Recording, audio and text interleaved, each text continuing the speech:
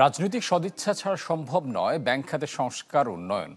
সংবাদ সম্মেলনে কথা জানান বাংলাদেশ ব্যাংকের গভর্নর আহসান এইচ মনসুর। জানান, স্থিতিশীলতা ফেরাতে 1 জানুয়ারি থেকে সব ব্যাংকে চালু হবে রিস্ক বেসড সুপারভিশন পদ্ধতি। হঠাৎ চালের দাম বাড়ানো অস্বস্তিকর বলে মন্তব্য করেন গভর্নর। আশা করেন আগামীতে মূল্যস্ফীতিও কমবে।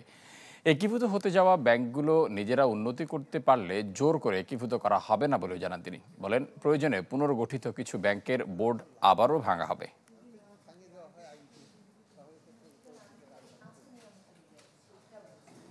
আমাদের প্রত্যাশা হচ্ছে যে আমাদের সেন্ট্রাল ব্যাংকের কাজকে যেন রাজনৈতিকভাবে প্রতিহত করা না হয়, আমাদের সেন্ট্রাল ব্যাংকের কাজকে যেন নির্মোহভাবে করতে দেওয়া হয় আগামীতে, এবং সেই জন্য আইনগত কিছু ব্যবস্থা, কিছু বিধিনিষেধ সেটা রক্ষা করে সেটাকে আমাদেরকেই দৃষ্টান্ত হিসাবে স্থাপন করতে হবে।